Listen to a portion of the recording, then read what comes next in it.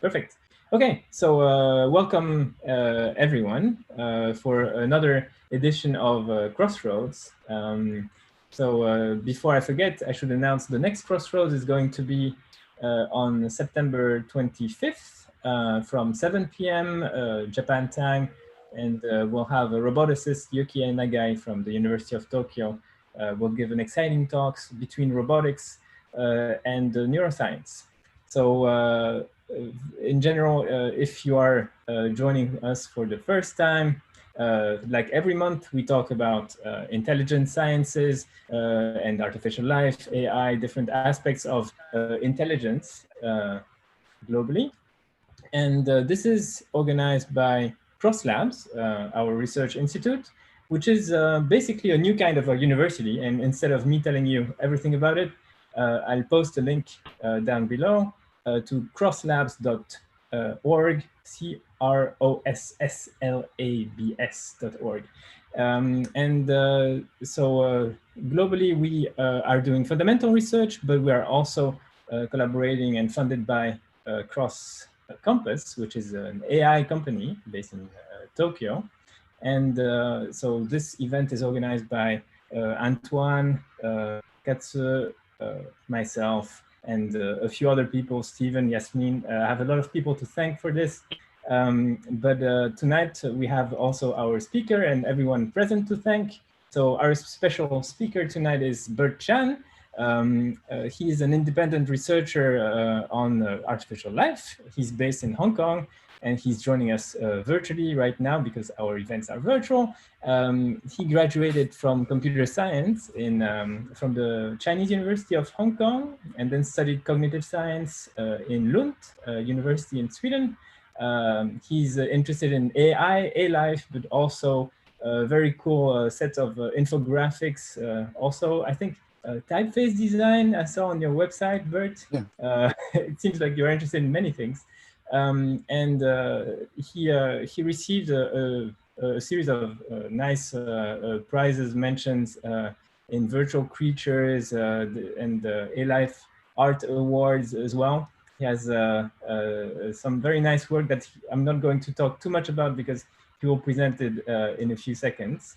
And also, I wanted to ask, your Twitter account says something about you being a data over-engineer. Maybe you'll have to say a few words about that. I'm kind of curious. But okay, so welcome everyone, and welcome to Lenia, Life and Intelligence. So Bert, the floor is yours. We're all ears. Okay. Okay, I share my screen. Can you see the screen? Yes. The slides. Yeah. Perfect. Okay. Thank you for coming to the talk. My name is Bert Chan, and I come from Hong Kong. So let's talk about Lenia and artificial life and artificial intelligence. In this talk, I will discuss how to create life, new kinds of life, and also the characteristics of Lenia, life and ALife. And lastly, I will talk about the relationships between ALife and AI.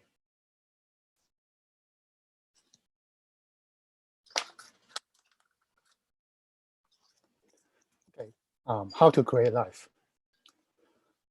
In artificial life or ALife, we try to simulate or create new life forms to answer the questions like what is life and what life can be. There are three kinds of ALife, like software ones, like swarm chemistry, and virtual creatures like Carl Sims. Also hardware ALife, like these robots from Boston Dynamics, and also Strand Beasts from Theo Jansen. Also, there are wetware ALife, like this artificial bacteria and these xenobots from UVM and Tufts University. So in the software ALife, there's a kind of systems called cellular automata or CA. In CA, we have a usually one-dimensional or two-dimensional grid of cells or a site. Each site has a discrete state like a 0 or 1. The next stage of the sites are determined by the local neighbors only. And we keep update the grid using the update rule repeatedly. Some examples are the elementary CAs by Stephen Wolfram, like this one, and also the Game of Life from John Conway. They create many interesting patterns. Some even create a workable computer in those CAs. And they can be used to model physical or social systems. There's one special kind of CA called continuous CA. We can make those discrete CAs to become continuous by using real numbers in those states. And we can make the neighborhood larger and circular. And also we can do small incremental updates. So by doing these changes, we can make the states and space-time become continuous. There are many examples like the larger than life by Evans. This one is a Gradagan in larger than life. And also smooth life by Stephen Raffler, like this one. And also Lenia, which somehow looks like the smooth life. The special thing with colonies USCA is they create geometric and very lifelike vivid patterns. They are very interesting. So 5 years ago, I made Lenia by further generalizing the CA rules, like using convolution and also use some smooth updates. I find many types of creatures or life forms. They're very diverse. Like I find 400 species, and they have very symmetric structures and some very interesting dynamics. At that time, I did some qualitative and quantitative studies, and I wrote a paper to published in a Complex Systems journal and make a video that is shown in ALife conference in Tokyo. So last year, I start to further enhance Lenia by tweaking the rules. Like the grid is 2D, so why not make it a 3D or even higher dimensions like 4D? And there's one neighborhood for the calculation, and so I try to make multiple neighbors or kernels. And there's only one world, one grid, so I make it multiple worlds, and so there are multiple channels, like red, green, blue channels. And I find even more interesting life forms in this extended linear. Many of them are irregular, but they are even more robust. That means when they collide to each other, they don't just explode. They can keep going.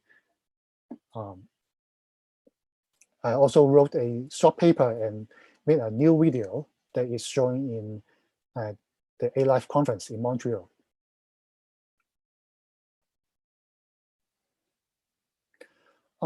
Let's take some time to talk a bit about the characteristics of Lenia and also other ALife systems. Lenia is a kind of complex system.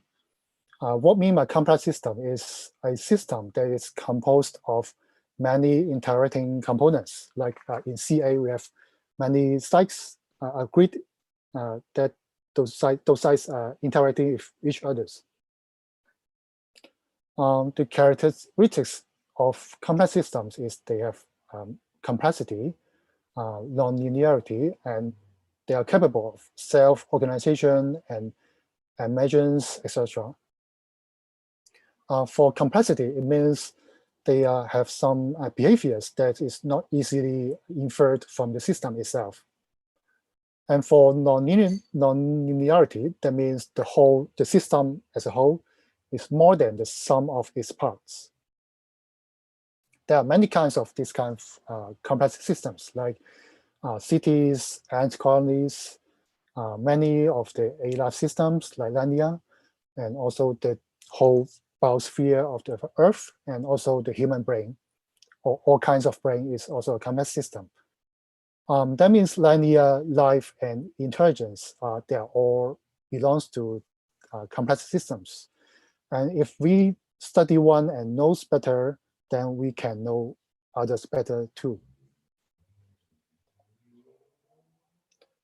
One feature is self-organization. That means some spontaneous global order arises from the complex system, just from the local interactions.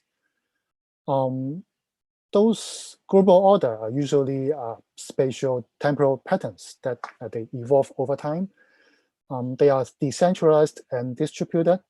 That means there's no central control for this order. And these orders are quite robust. That means they can self-repair from perturbations or deformations. Some people say this is self-organization is anti-chaos because they arise from complex interactions and produce relatively simple patterns. This is different from chaos. You have some simple components, but they produce complex patterns. So this kind of anti-chaos is very interesting to me. And also emergence is those kind of irreducible properties arise from a complex system. It's usually or impossible or very hard to predict from the components. And the feature is the system as a whole is not more but other than the sum of its parts. That means it produces something very different from the system itself. For example, when I was in primary school, I asked my teacher, "Oh, we have oxygen, and which is an explosive gas, and we also have oxygen, hydrogen, which is another kind of explosive gas. So if mix hydrogen and oxygen together, we got H2O. That means water is stable liquid." And I asked my teacher why it's like that, and he cannot answer that question. But now we know that's because H2O or chemistry is kind of a complex system. So we will see later that there are lots of emergent properties in Lenia for each kind of extension.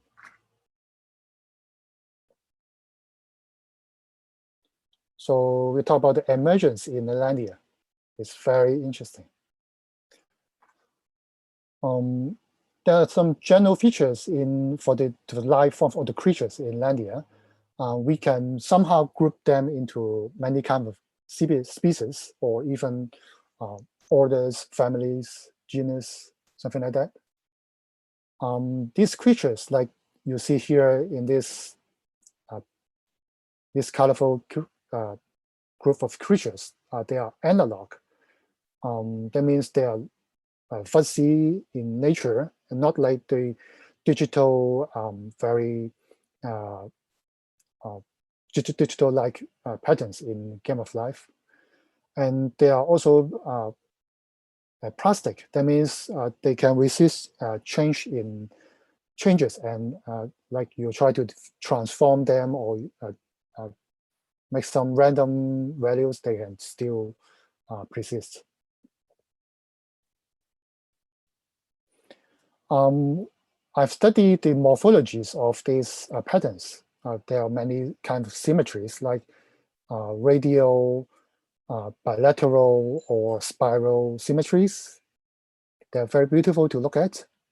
And also other kinds of structures, like we can combine the patterns together to make a combinatorial creature, and also other kind of irregular shape on some very distributed over the grid, this kind of patterns.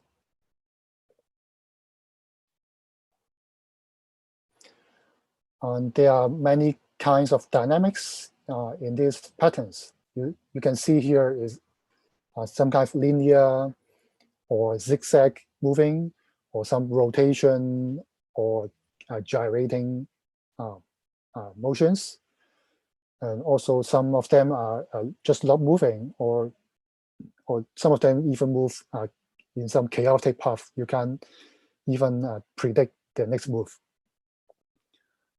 Some of them go for metamorphosis. They change their shape from, sometimes they move linearly, and sometimes they will stay, and sometimes they will rotate.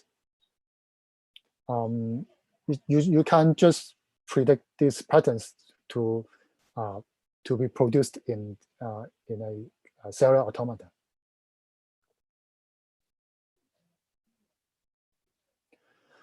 So last year I studied the extended linear. There are many kinds of more emergent phenomena that we try to discuss here. For individuality, I mean, some of the life forms, they in the original linear, when you try to collide two creatures together, they will just mix together or just die out. But in the extended layer, they will just many of them will they can maintain their own boundaries, so they can protect themselves. Like this one, they have some kind of repelling force between them, so they can keep going even after they collide. Some of them can do self-replication. They can do binary fission, and some of them even have autocatalysis. That means more of them here, they will just self-replicate more. Like this multi-channel cell, you can see it separate into two, and it will keep reproducing. Divisions of labor, that means in the multi-channel type, there are many channels that they coordinate with each other and form a aggregated or coherent life form. And the interesting thing is those channels, they have different roles. Like some of them form a nucleus, and some of them become the cell body, or some of them even become pseudopods. For the same genotype, that means the parameters of the life form, some of them can change or switch between different phenotypes. Like this one, you see there are many cell-like creatures. Actually, many of them are in different phenotypes, and they have different kind of dynamics and structures.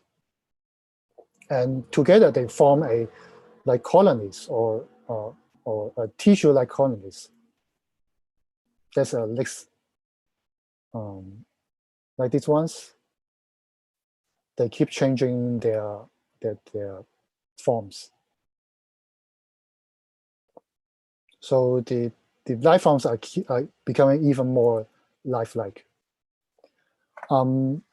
With these all new features, I can call some of them as virtual cells, or you can say virtual eukaryotic cells, because some of them have, you feel like they have cell membranes.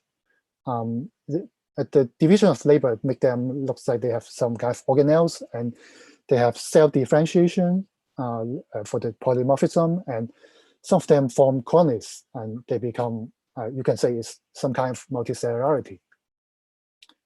And in this is the cell types I find recently. You can see even some kind of communication between the cells. So it really, I can't really explain why they behave like this, but let's see if we can do some more research on this and find out what's happening here.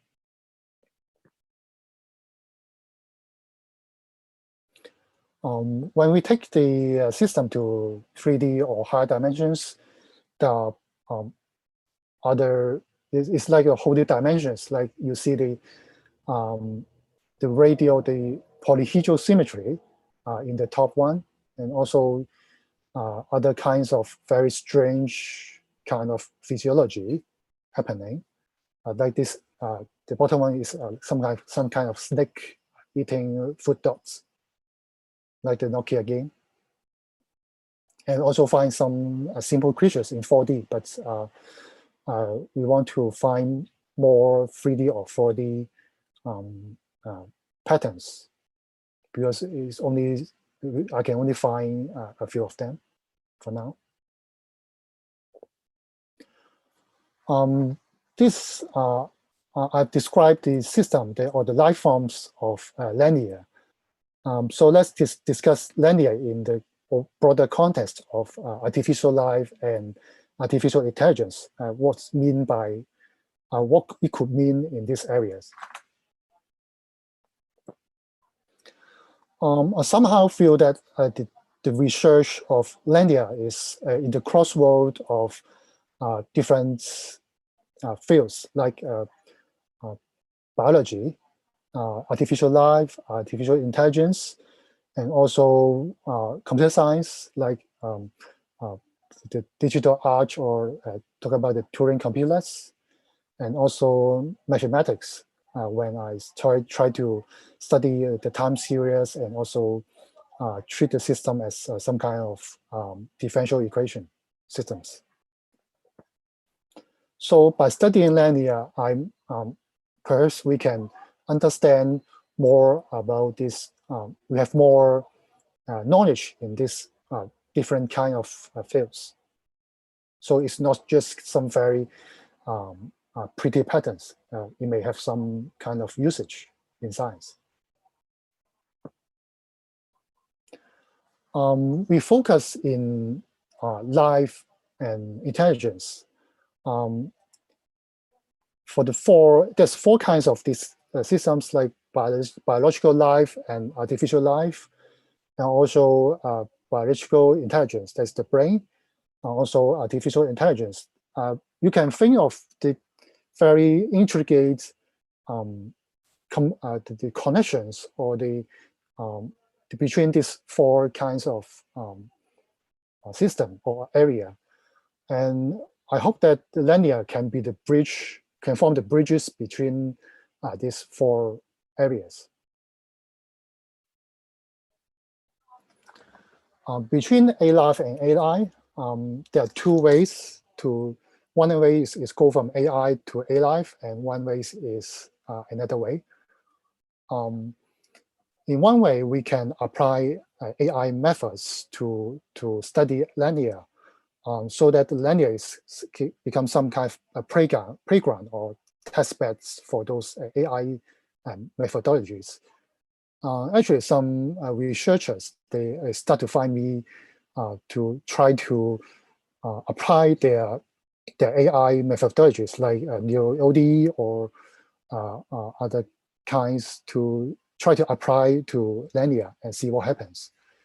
And also there are many exploratory algorithms or genetic algorithms that we can use to explore to discover the new life forms in Lenia. And also we can use neural networks to do pattern recognition or generation, like VAE or CPPN or even GANs. In the other way, the cellular automata looks more and more like a neural network. So there's some effort to try to convert it to a neural network and try to do back propagation to try to train the CA as if it's a new as if it's a very machine learning system.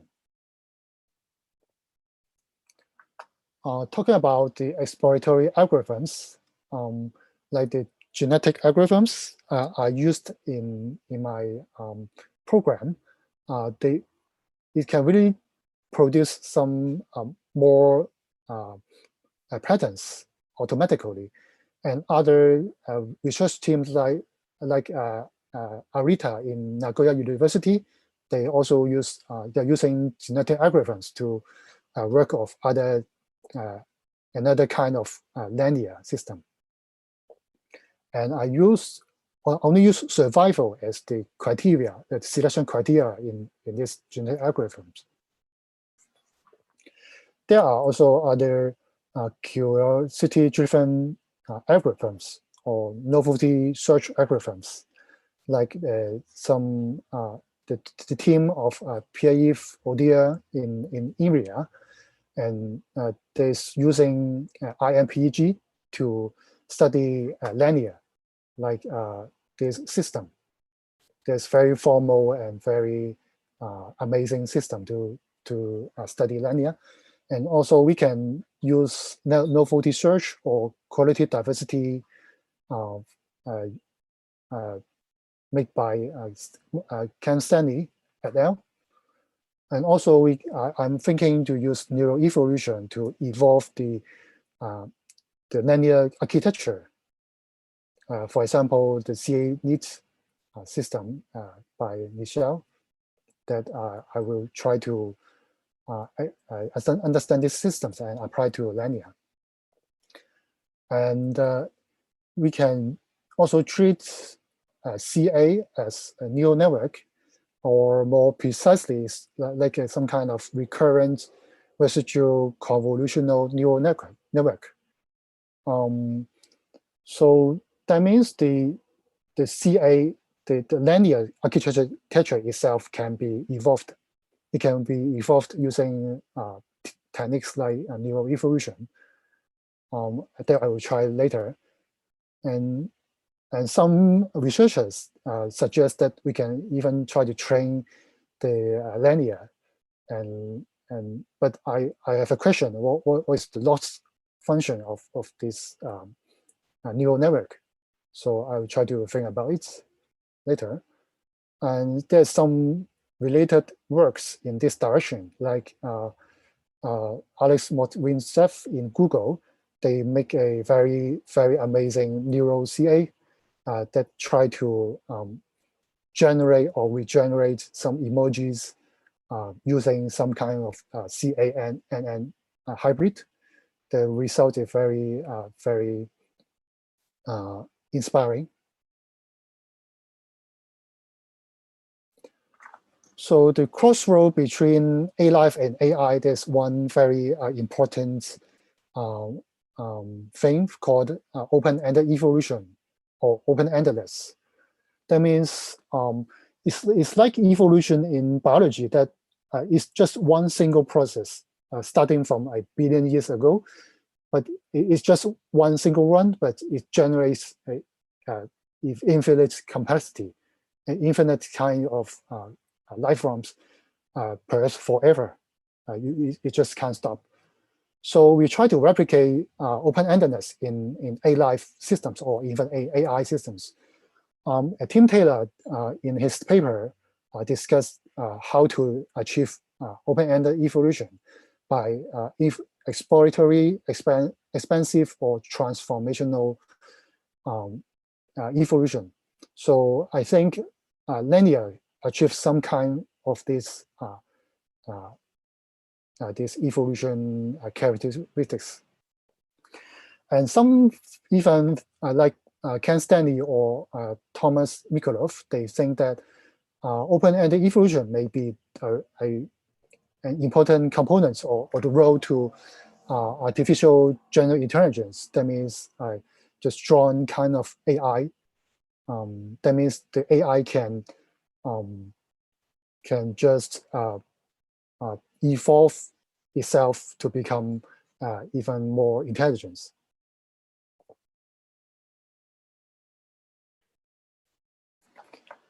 So another aspect is what's ALife or Lenia means to biological life. In Lenia, we start to see the emergence of individuals or the agents. That means those patterns that they can collide and they can keep themselves and they can change their shape or keep going. This is, we call them individuals. And also we start to see colonies that is, we call them macro scale structures.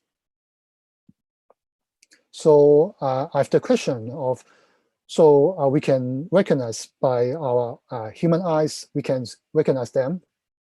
Very simple task for our human brain, but for the computer, it's not so easy. So I try to use information theory to try to use quantitatively to recognize these individuals or recognize these macro scales, to use programs to let the computer to do the job. So if there are higher levels of emergence, that we have 3 or 4 levels already in Lenia, and each level has that exploding kind of diversity. So if we have higher levels of emergence, will we achieve open-ended evolution? So let's see if we can achieve this. And also, for now, we can reproduce many kind of life phenomena like self-reproduction in Lenia from scratch. So I think there's some kind of implication to astrobiology or in the origin of life. That means how can we, by studying Lenia, we can know how can we deal with a new kind of life forms. How can we study them? How can we use telescope and use computers to know, oh, this is a new kind of life form. It's not just some kind of liquids or natural phenomena. Or we can know how life come about some billions ago from non-living things to living things. So that's all for my talk, and thank you. If you have questions, you can mark in the website, and I will let's talk about it, discuss more. Thank you, Bert. Very nice. So much in so little time. Very impressive. Yeah. I try to talk about many things in 30 minutes. So if there's something you want to discuss more, or it is not clear, or you can tell me too. Perfect. Yeah. Very many topics to discuss. So yeah, thank you. Thanks a lot for this very nice talk. So it's not only very nice to hear about, but it's beautiful to watch. And there might be a little delay, so maybe I will post definitely the link to the Lenia portal in a few minutes here, and it will be also in the link below on YouTube, so people can check out in real time. They can click on the videos they want to watch. So that's for that. And then yeah, let's go into phase 2 of these events, which is answering some questions and discussing. So I see there are already a few questions on the Slido, as always. So if you want to ask a question, just connect on slido.com.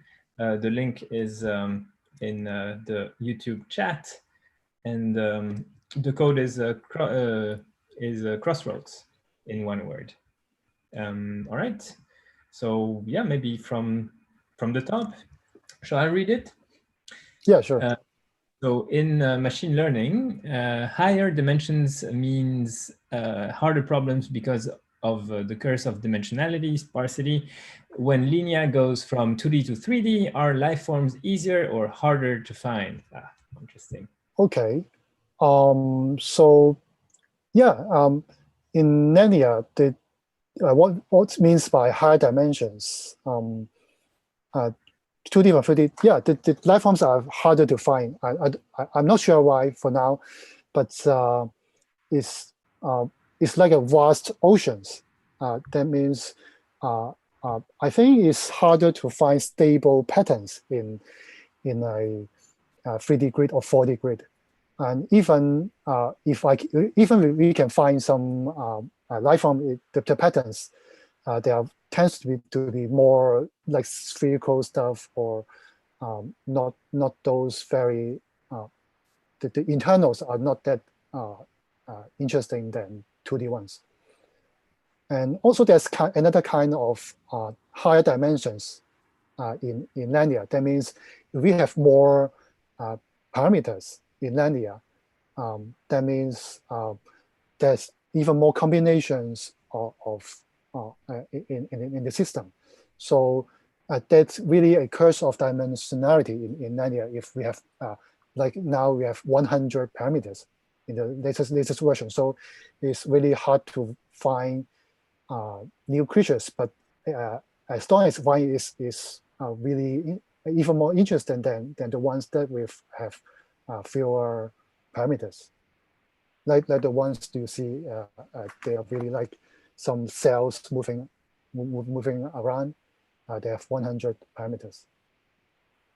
So a quick question from myself. Just methodologically, like historically, I guess you first found patterns by yourself by looking at a lot of those.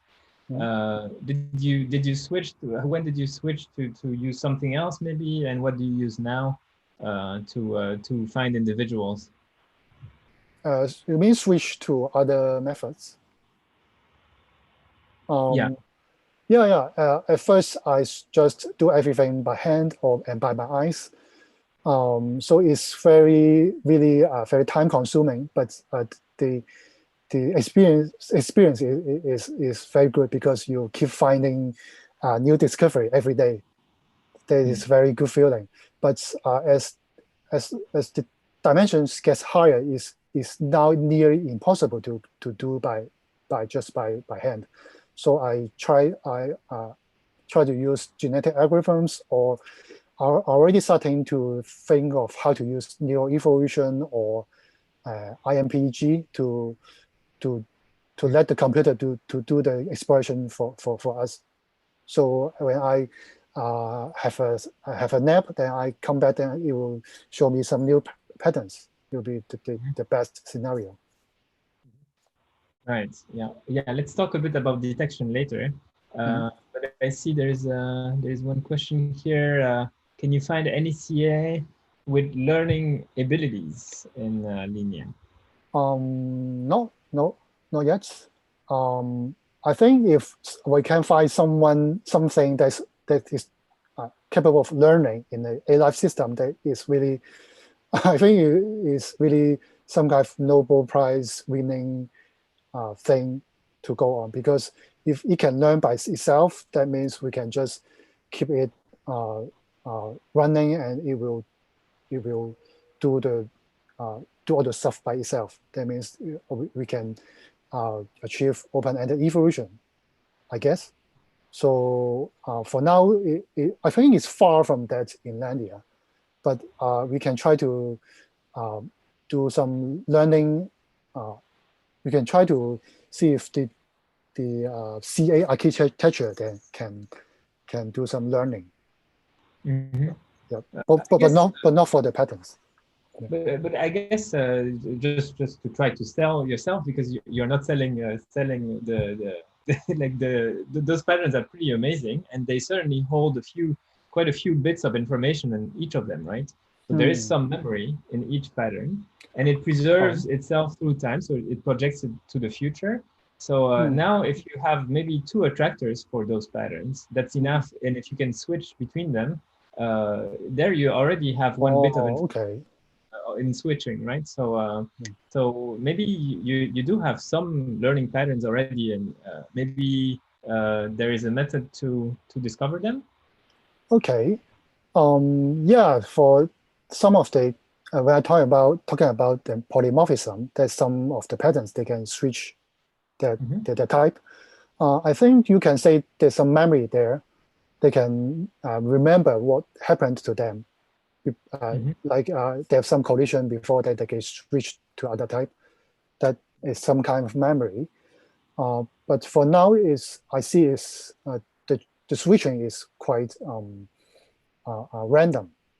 They are not very deterministic. So I think I can later we can find some kind of deterministic switching. So there's some kind we can implement some kind of logic in these patterns.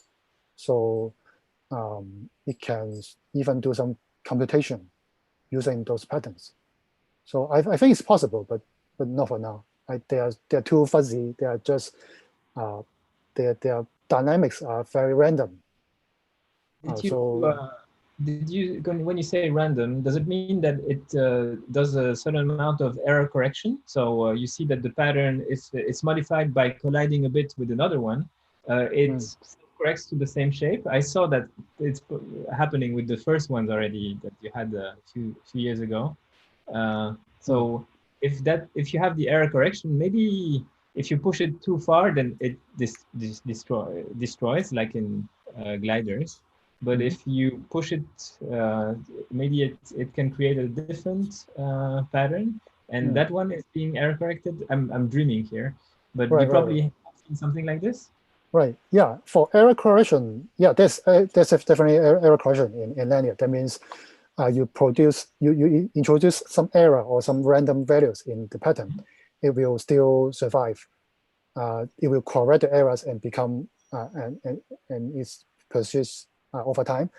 But I mean for example, the speed. No, the direction of those patterns. If you change something in the pattern, it may change the direction, and the direction itself is not predictable. It will just go this direction or go that direction. You don't know. And for switching the phenotype, you don't know what will it change to next. So it's really not that the unpredictability I think is the problem, but it is also a very interesting thing. Yeah. Good, thank you. Yeah, let's proceed. Yeah, what's the next question? Maybe how did you find the yeah that's the detection, I guess. The 400 plus species in Lenia. Can this be automated? Oh, so all done manually. I have been working on that for some time every day. So many of the species they look like each other. Like if some glider go that way, and some of them will be like they just go smoothly. Some of them they will oscillate, or some of them they will oscillate like this, or some of them they will go randomly in direction. So I treat them as different species. So because they have different behavior or different little bit different shapes. So so there are that many kinds of species, and you can even group them into genus or order or other orders. And can this be automated? This is what I'm doing right now, and somehow it can do randomly. You do some random mutations, and it will show a list of random mutations to me for me to choose from. But I really want to fully automate it so that it will choose the computer, the algorithm will choose the interesting patterns for me, not just every pattern for me to choose. Yeah. So you need some kind of metric of complexity or interestingness in these patterns. Mm-hmm. Yeah, and I guess in the literature, as you know, in artificial life, there's many measures of complexity, and it's all different complexities. And people have created a very rich, rich set, a rich set of methods, I guess, to detect those complexities. But interestingness, that's very interesting to talk about. I guess everything that is connected to open-endedness and in the potential of the pattern to be creating more patterns, all of that is more difficult to test. So, what is this? What is interestingness? I don't know. Maybe complexity itself. We already find complexity interesting. So, and attractive. So I think complexity itself is a good measure. And also what I want to do is like, how can we find patterns that are self-replicating? How can we measure self-replication, or how can we measure polymorphism, those patterns that is capable of these features? So I still thinking in this direction. Good. So it sounds like it's in the direction of detecting life by looking at whatever can be persistent. So maybe anything that persists would be capturing life. So the minimum criteria I use in that is survival. That is already persistence. So every patterns I choose from is already persist over time. But I want to select more complex, more interesting patterns. Interesting. So yeah, this persistence that's also linked to the paper you mentioned from Alex Morvinsev. This also about what we talked about just now about error correction. So when it comes back to the same thing, the same tractor, maybe it can switch between them. Sometimes you can break the Alex's lizards into a completely degenerated version of the lizards. Maybe you have degenerated Lenia creatures. Have you seen something like this that degenerates in the same way? You mean like the lizard one to make it like you can reproduce itself? Yeah. So you first you erase an arm and the arm regrows, right? Like this. But if you erase too much, then you create a sort of like a long lizard with many legs, like this. And I wondered if you had degenerates in your creatures in Lenia. Oh, yeah. If you erase some part of the pattern, it will regrow the part. That's the same. That means persistence or error correcting in the linear patterns. But if you erase too much, then yes, I think so. Most of the time it will just go away. But if you collide two patterns together, they will just explode. Explode means they will just generate some kind of global patterns. They will repeat itself, repeat. So the behavior is similar between Lenia and the NeuroCA by modeling itself. But the difference is the NeuroCA is they train the CA to regenerate one pattern for that neural network. I think they are trying to regenerate two or more patterns, but you have some predefined patterns as the goal, the target, so that you can train it through backpropagation. But in linear, it's open-ended. You don't know what will you get next. You don't have a target pattern to train against. So I think the direction or the purpose is very different. It's like go to to opposite directions, but the system is very similar. The architecture is very similar. So I think it's very, I have much thing to learn from their work. Mm-hmm. Yeah, very good. Thank you. Yeah, let's take the next question. And before that, yeah, anyone who wants to join us on the Zoom chat, feel free to do so and ask your question live. That's also fun. And after answering a few more questions, we'll switch to just a discussion. So feel free to join. Okay, so maybe the next question was, you said you have found 400 species in Lenia. Okay, that marked all our minds. Do each species have each separate region in parameter space, or does the classification need human observation? So that's along the lines of what we said. Yeah, they do have separate regions in parameter space. And those regions are very, or also some kind of very interesting objects to study. Like they have patterns in the parameter space. So for like one kind of pattern, those disk-like pattern, if you change a bit parameter space, change the parameters a bit, it will be the same pattern, but the pattern will have some very small change, but it's still the same species. So they form a region in the parameter space that produce the same kinds of patterns or species. Mm-hmm. So in the paper, in my first paper, I have do more quantitative study in this direction. And all the classification are, yeah, they need, no, for the classification or the parameter space, I did some automatic program to generate the area for me.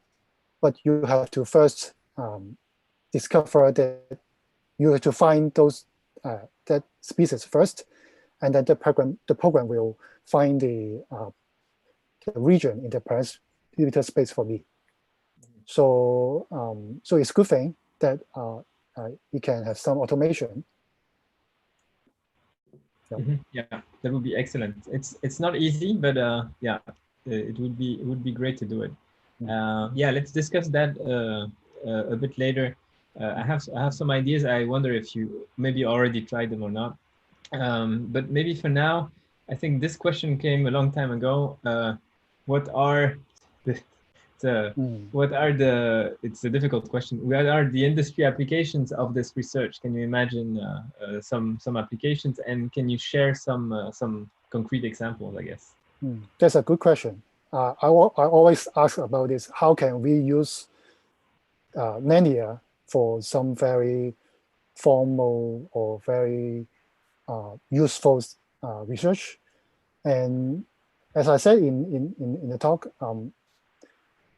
for Lenia itself, I think is not much usage, but you can use it in other studies. Like you can use it in AI studies or use it to in other ALife studies to study complexity. Or in AI, you can use Lenia to try your new methodology.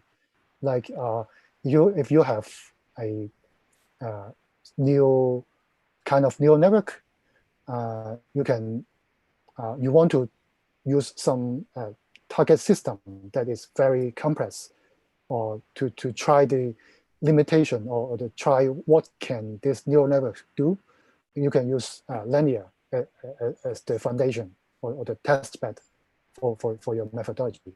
So I think it's the application for Lenia. Mm-hmm. Yeah. And of course, if you have other suggestions, you can tell me. Yeah, I think the application is not direct. Like you won't apply Lenia by itself, but it's the tools that that will serve you to analyze, find patterns, classify patterns, maybe classify the complexity of those patterns. Maybe you have different classes. different ways that they reconstruct themselves. Those patterns are basically the game we are playing in science, trying to recognize things around us in certain laws of physics, except it's supposed to be a bit easier. It's inside the computer, you can rerun it many times. So I guess you can also see an application for astrobiology, like you said, huh? Finding life on other planets. We don't know what other life looks like. We have one example on Earth, so we have a good example here. That's maybe that's far-fetched, or simply creativity, measures of open-endedness and so on. That's very very exciting in AI in general. Yeah, very large, interesting question. All right, so yeah, maybe let's take one more question. Let's see. Do you think it's possible for individuals in Lenia to eventually have some sort of intentional behaviors? Or would that require solving, quote unquote, open-endedness? Intentional behavior. I think we need some kind of definition of what's meant by intentional. Do the patterns have some kind of mind, or did they have some intentions? I think it's hard to define this kind of notion, but I've read some papers, some works by Michael Levin. They are already trying to discuss this kind of definition in biology, like what's meant by a individual, what's meant by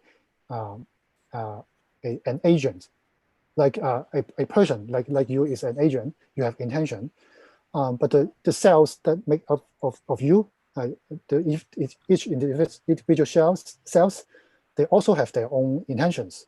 They want to survive, they want to get energy, do metabolism. So they have their own kind of intention.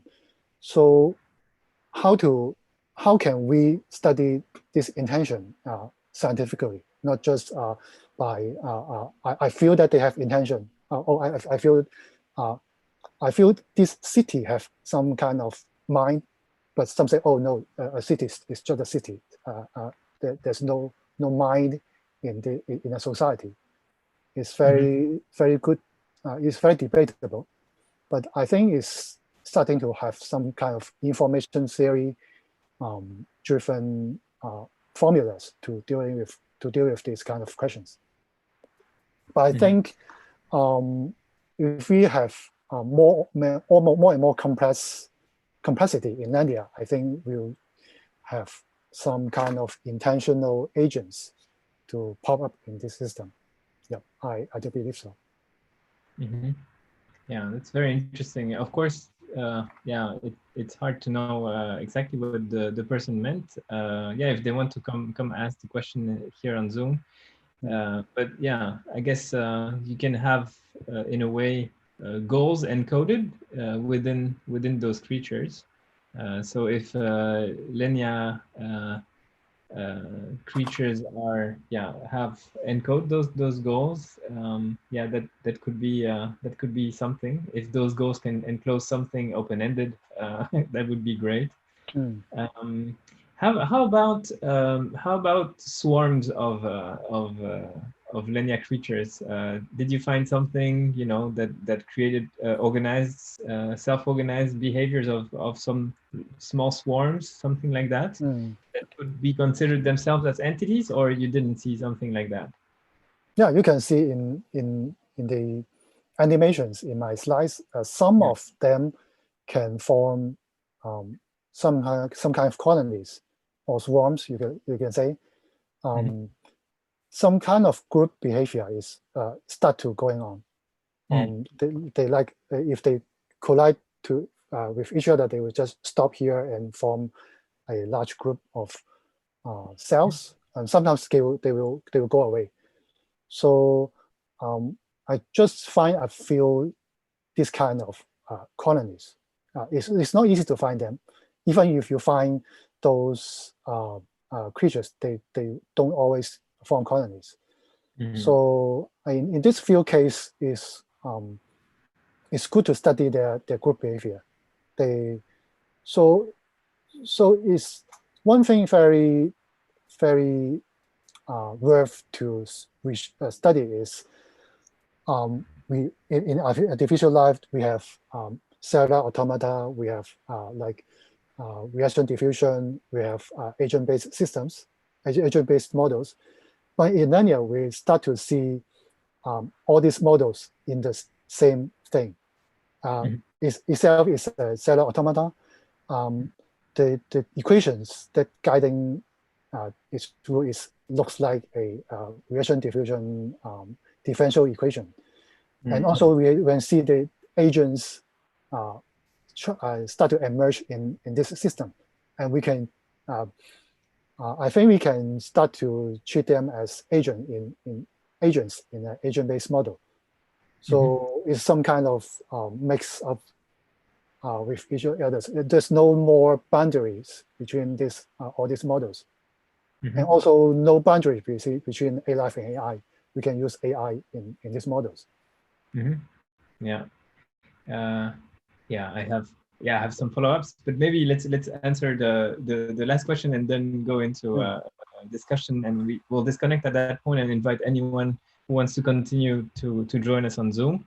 So last question before that, how are colors initially defined in the virtual eukaryotic cells? Do they represent pixels obeying different rules? How many sets of rules are used in Lenia? Okay, so the colors are, I usually use red, green, blue, or I use other 3 kinds of colors. So because I usually use 3 only, that means they have 3 layers of cells.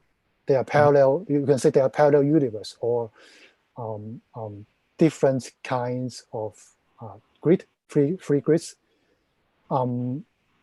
Those 3 grids, they have they interact with each other with some kernels or neighborhoods. So they have there's only one rule. There's the linear rule, but there are different kinds of kernel that link those layers or those channels with each other, and also link to itself. And each kernel has different parameters, so you can tune those parameters. So they have those patterns show different dynamics or different structures. Yeah, so it's all in the parameters. I see. It's a very rich, rich environment to play with also. So you have different versions of this code at this point, and everything is available on your website? Yeah. The latest code, I'm still doing some debug, so I'll try to push it to GitHub after finishing the debug. Yeah, very nice. So again, I'll share the link. I already shared it in the chat on YouTube, so I'll also put it in the description. Okay, so maybe let's thank you again. I will be clapping alone because it's right now the virtual era, but we clap everyone to thank you in our minds for this talk. Very exciting things. There are so many things that we can touch in this model that we talked about for a long time, and there were different models, but this one is also beautiful to play with. So it's very it's very exciting to see all this that we can play with and apply all the theorems and the philosophical questions in ALife as well. I hope it's not. I hope it's not only beautiful but useful.